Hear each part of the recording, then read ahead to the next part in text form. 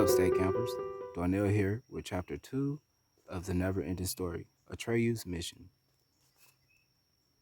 Because of their special importance, deliberations concerning the welfare of all Fantastica were held in the great throne room of the palace, which was situated only a few floors below the Magnolia Pavilion. The large circular room was filled with muffled voices. The 499 best doctors in Fantastica had assembled there and were whispering or mumbling with one another in groups of varying sizes. Each one had examined the childlike empress, some more recently than others, and each had tried to help her with his skill, but none had succeeded. None knew the nature or cause of her illness, and none could think of a cure for it. Just then, the 500 doctor, the most famous in all Fantastica, whose knowledge was said to embrace every existing medicinal herb, every magical filter, and secret of nature, was examining the patient. He had been with her for several hours, and all his assembled colleagues were eagerly awaiting the results of his examination. Of course, this assembly was nothing like a human medical congress. To be sure, a good many of the inhabitants of Fantastica were more or less human in appearance, but at least as many resembled animals or were even farther from the human. There were dwarf doctors with white beards and humps. There were fairy doctors in shimmery silvery blue robes and with glittery stars in their hair. There were water sprites with big round bellies and webbed hands and feet. Sitz baths had been installed for them. There were white snakes. There were white snakes who had coiled up on the long table at the center of the room. There were witches, vampires, and ghosts, none of whom are generally reputed to be especially benevolent or conducive to good health. If you are to understand why these last were present, there is one thing you have to know. The childlike empress, as her title indicates, was looked upon as the ruler over all innumerable provinces of Fantastican Empire. But in reality, she was far more than a ruler. Reread that. The childlike empress, as her title indicates, was looked upon as the ruler over all innumerable provinces of the Fantastican Empire. But in reality, she was far more than a ruler. She was something entirely different. She didn't rule. She had never used force or made use of her power. She never issued commands, and she never judged anyone. She never interfered with anyone and never had to defend herself against any assailant. For no one would have thought of rebelling against her or harming. For no one would have thought of rebelling against her or of harming her in any way. In her eyes, all her subjects were equal. She was simply there in a special way. She was the center of all life in Fantastica. And every creature, whether good or bad, beautiful or ugly, merry or solemn, foolish or wise, all owed their existence to her existence. Without her, nothing could have lived, any more than a human body can live if it has lost its heart. All knew this to be so, though no one fully understood her secrets. Thus, she was respected by all the creatures of the empire, and her health was of equal concern to them all, for her death would have meant the end of them all, the end of the boundless, Fantastican realm. Bastian's thoughts wandered. Suddenly, he remembered the long corridor in the hospital where his mother had been operated on. He and his father had sat waiting for hours outside the operating room. Doctors and nurses hurried this way and that. When his father asked about his wife, the answer was always evasive. No one really seemed to know how she was doing. Finally, a bald-headed man in a white smock had come out to them. He looked tired and sad. Much as he regretted it, he said his efforts had been in vain. He had pressed their hands and mumbled something about heartfelt sympathy. At that, everything had changed between Bastian and his father. Not outwardly. Bastian had everything he could have wished for. He had a 3-speed bicycle, an electric train, plenty of vitamin pills, 53 books, a golden hamster, an aquarium with tropical fish in it, a small camera, 6 pocket knives, and so forth and so on. But none of all this really meant anything to him. Bastian remarked that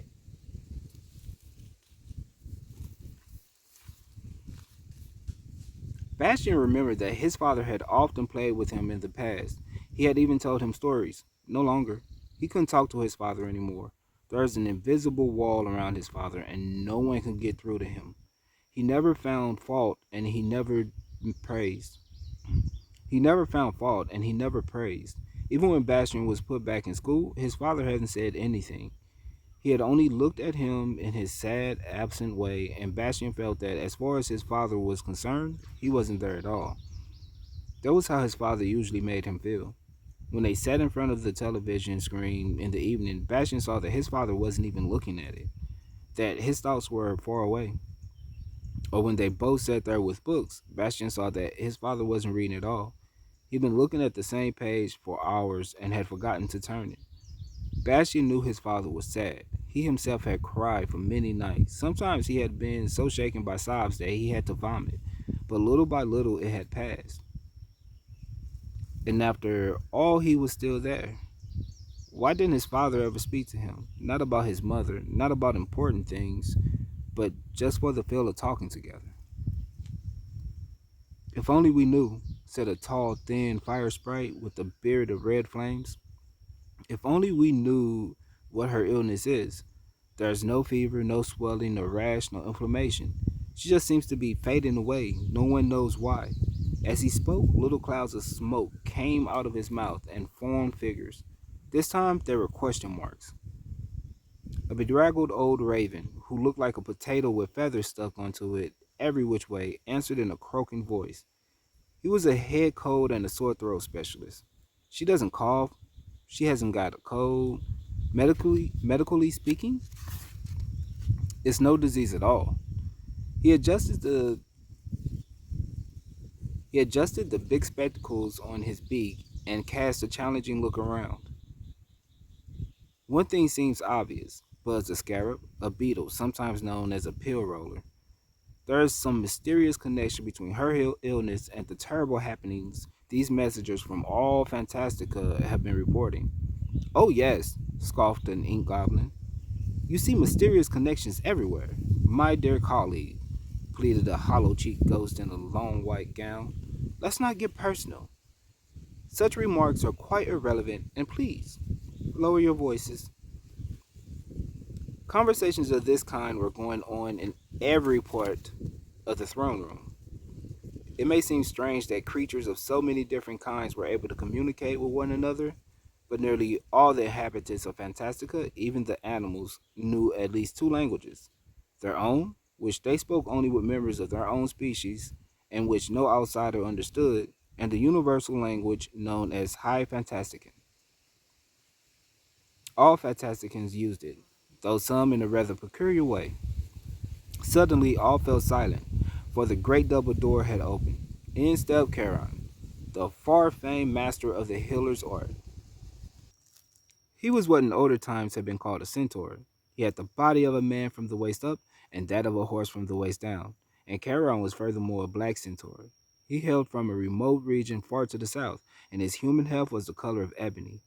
Only his curly hair and beard were white, while the horse-like half of him was striped like a zebra. He was wearing a strange hat plaited of reeds. A large golden amulet hung from a chain around his neck, and on this amulet one could make out two snakes, one light and one dark, which were biting each other's tail and so forming an oval. Everyone in Fantastica knew what the medallion meant. It was the badge of one acting in orders from the childlike empress, acting in her name as though she herself were present.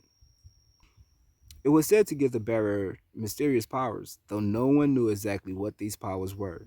Everyone knew its name, Orin, but many who feared to pronounce the name called it the gem or the glory. In other words, the book bore the mark of a childlike empress. A whispering passed through the throne room, and some of the doctors were heard to cry out. The gem had not been entrusted to anyone for a long, long time. Charon stamped his hooves 2 or 3 times.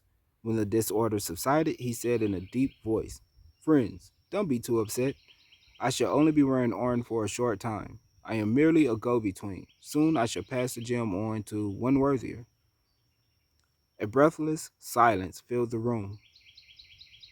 I won't try to misrepresent our defeat with high sounding words. The childlike emperor's illness has baffled us all. The one thing we know is that the destruction of Fantastica began at the same time as this illness. We can't even be sure that medical science can save her, but it is possible, and I hope none of you will be offended at what I am going to say. It is possible that we who are gathered here, do not possess all knowledge, all wisdom. Indeed, it is my last and only hope that somewhere in this unbounded realm there is a being wiser than we are who can give us help and advice. Of course, this is no more than a possibility, but one thing is certain: the search for this Savior calls for a pathfinder, someone who is capable of finding paths in the pathless wilderness and who will shrink from no danger or hardship. In other words, a hero. And the childlike empress has given me the name of this hero, to whom she entrusts her salvation and ours. His name is Atreyu, and he lives in the grassy ocean beyond the silver mountains. I shall transmit Orin to him and send him on the great quest. Now you know all there is to know. With that, the old centaur thumped out of the room. Those who remained behind exchanged looks of bewilderment. "What was this hero's name?" one of them asked. "Atreyu or something of the kind," said another. "Never heard of him," said the third, and all 499 doctors shook their heads in dismay. The clock in the belfry struck 10. Bastian was amazed at how quickly the time had passed. In class, every hour seemed to drag on for an eternity. Down below, they would be having history with Mr. Drone, a gangly, ordinary, ill-tempered man, who delighted in holding Bastian up to ridicule because he couldn't remember the days when certain battles had been fought or when someone or other had reigned. The grassy ocean behind the Silver Mountains was many days' journey from the Ivory Tower. It was actually a prairie, as long and wide and flat as an ocean. Its whole expanse was covered with tall, juicy grass, and when the wind blew, great waves passed over it with a sound like troubled water. The people who lived there were known as grass people, or greenskins. They had blue-black hair, which the men as well as the women wore long and often in pigtails, and their skin was olive green. They led a hard, frugal life, and their children, girls as well as boys, were brought up to be brave, proud, and generous. They learned to bear heat, cold, and great hardship and were tested for courage at an early age. This was necessary because greenskins were a nation of hunters. They obtained everything they needed either from the hard, fibrous prairie grass or from the purple buffaloes, great herds of which roamed the grassy ocean. These purple buffaloes were about twice the size of common bulls or cows. They had long purplish red hair with a silky sheen and enormous horns with tips as hard and sharp as daggers. They were peaceful as a rule, but when they scented danger or thought they were being attacked, they could be as terrible as a natural cataclysm. Only a greenskin would have dared to hunt these beasts, and moreover, they used no other weapons than bows and arrows. The greenskins were believers in chivalrous combat, and often it was not the hunted, but the hunter who lost his life. The greenskins loved and honored the purple buffaloes, and held that only those willing to be killed by them had the right to kill them. News of the childlike empress' illness and the danger threatening all Fantastica had not yet reached the grassy ocean. It was a long, long time since any traveler had visited the tent colonies of the Greenskins. The grass was juicier than ever, the days were bright, and the nights full of stars. All seemed to be well. But one day a white-haired black centaur appeared. His hide was dripping with sweat. He seemed totally exhausted, and his bearded face was haggard. On his head, he wore a strange hat plaited of reeds, and around his neck, a chain with a large golden amulet hanging from it. It was Charon. He stood in the open space at the center of the successive rings of tents. It was there that the elders held their councils, and that the people danced and sang old songs on feast day. He waited for the greenskins to assemble, but it was only very old men and women and small children wide eyed with curiosity who crowded around him. He stamped his hooves impatiently. Where are the hunters and huntresses? He panted, removing his hat and wiping his forehead. Woman. A white haired woman with a baby in her arms replied, "They are still hunting. They won't be back for 3 or 4 days." "Is Atreyu with them?" the centaur asked. "Yes, stranger. But how can it be that you know him?" "I don't know him. Go and get him." "Stranger," said an old man on crutches, "he will come unwillingly because this is his hunt. It starts at sunset. Do you know what that means?" Kiran shook his mane and stamped his hooves. "I don't know, and it doesn't matter. He has something more important to do now. You know the sign I am wearing. Go and get him." "We see the gem," said a little girl, "and we know you have come from the childlike empress. But who are you?" "My name is Charon," the centaur growled. "Charon the physician, if that means anything to you." A bent old woman pushed forward and cried out, "Yes, it's true. I recognize him. I saw him once when I was young. He is the greatest and most famous doctor in all Fantastica." The centaur nodded. "Thank you, my good woman," he said. "And now perhaps one of you will at last be kind enough to bring this Atreyu here. It's urgent. The life of the childlike empress is at stake." "I'll go," cried a little girl of 5 or 6. She ran away, and a few seconds later she could be seen between the tents galloping away on a saddleless horse.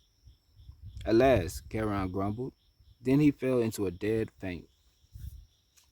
When he revived, he didn't know where he was, for all was dark around him. It came to him only little by little that he was in a large tent, lying on a bed of soft furs. It seemed to be night, for through a cleft in the door curtain he saw flickering firelight. "Holy horseshoes," he muttered, and tried to sit up. "How long have I been lying here?" A head looked in through the door opening and pulled back again. Someone said, "Yes, he seems to be awake." Then the curtain was drawn aside and a boy of about 10 stepped in. His long trousers and shoes were of soft buffalo leather.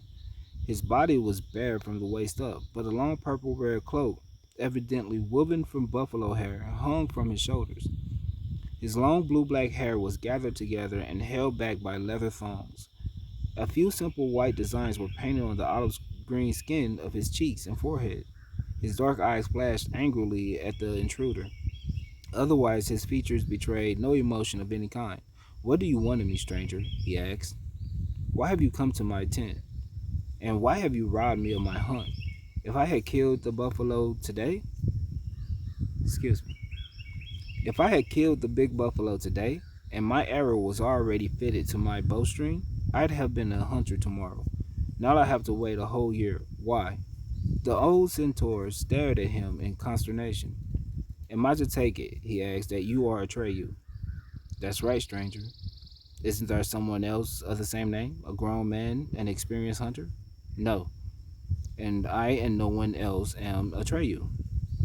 Sinking back on his bed of furs, Okeron gasped. "A child? A little boy? Really? The decision of the childlike empress, or hard to fathom?" Atreyu waited in a passive silence. "Forgive me, Atreyu," said Charon, controlling his agitation with the greatest difficulty. "I didn't mean to hurt your feelings, but the surprise has been just too great. Frankly, I'm horrified. I don't know what to think. I can't help wondering, did the childlike empress really know what she was doing when she chose a youngster like you? It's sure madness. And if she did it intentionally, then, with a violent shake of his head, he blurted out, "No, no.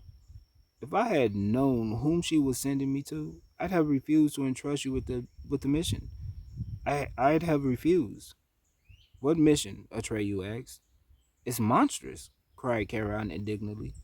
"It's doubtful whether even the greatest, most experienced of heroes could carry out this mission. And you? She's sending you into the unfathomable to look for the unknown. No one can help you, no one can advise you, no one can foresee what will befall you, and yet you must decide at once, immediately, whether or not you accept the mission. There's not a moment to be lost. For 10 days and nights I have galloped almost without rest to reach you.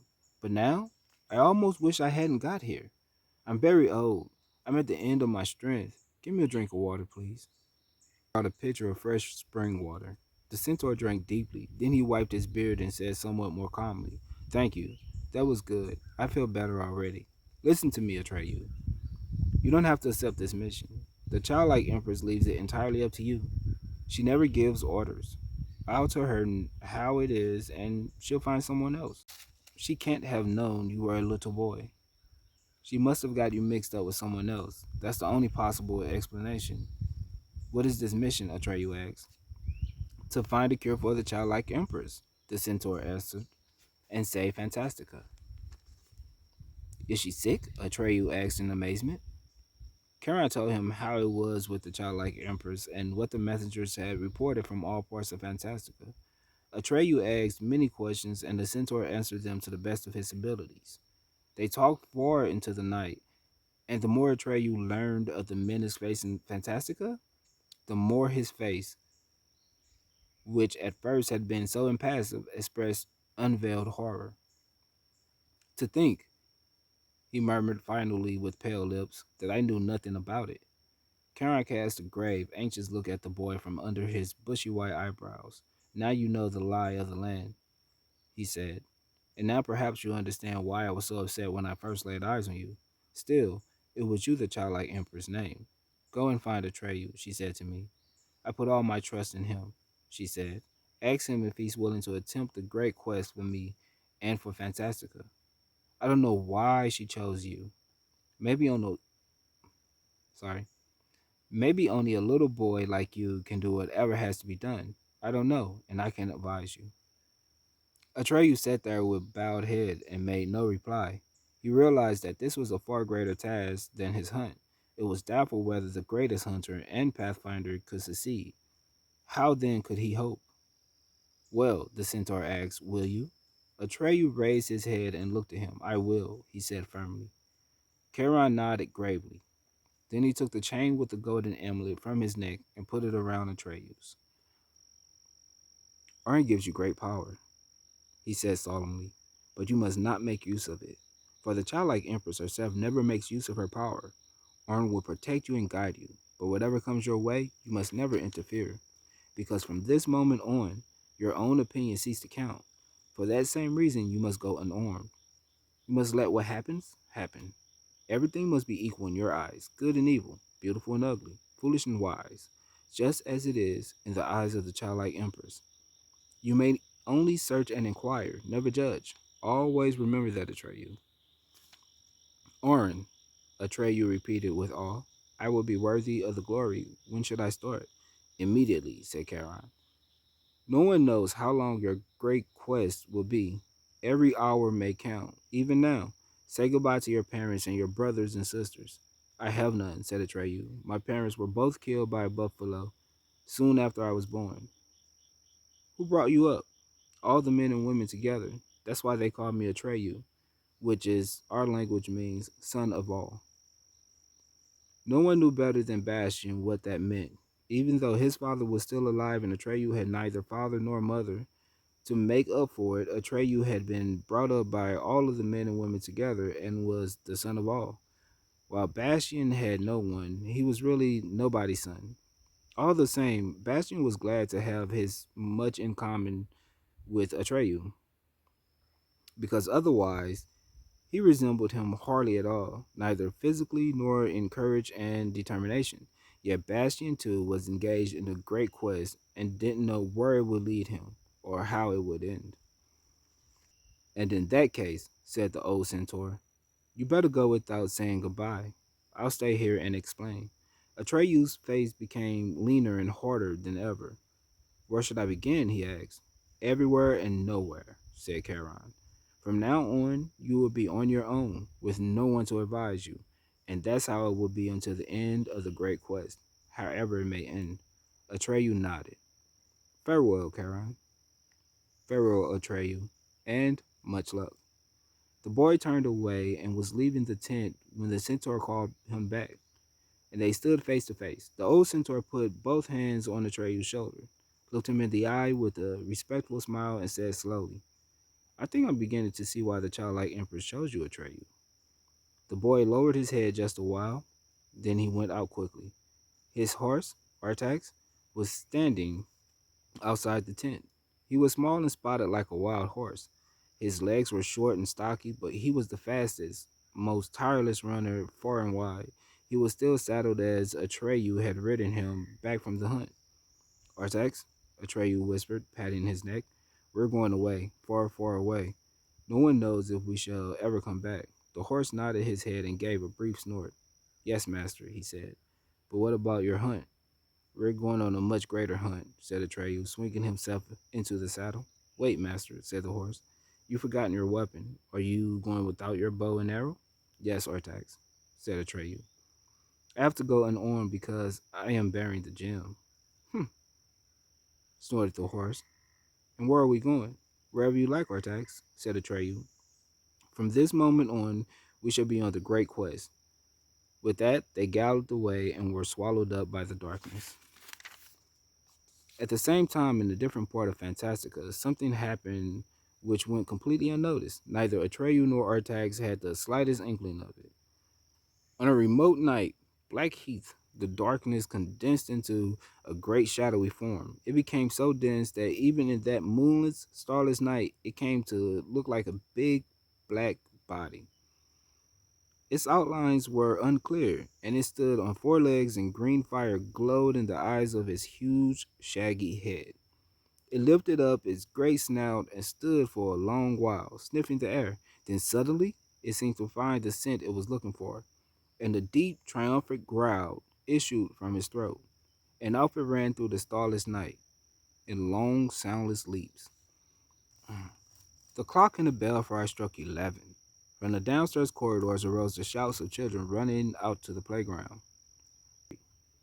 Bastion was still squatting cross-legged on the mats. His legs had fallen asleep. He wasn't an Indian after all.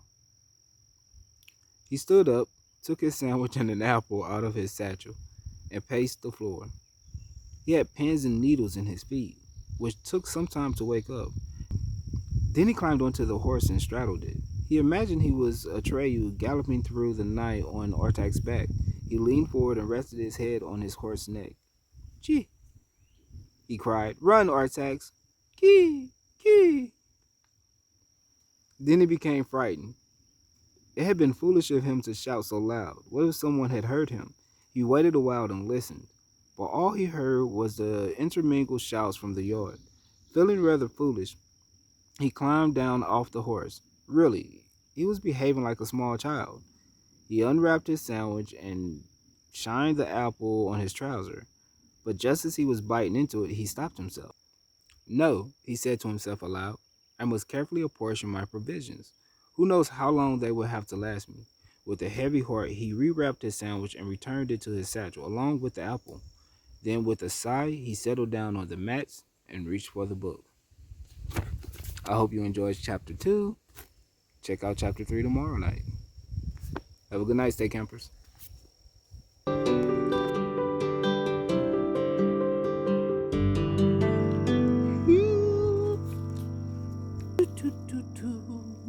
I want to start that over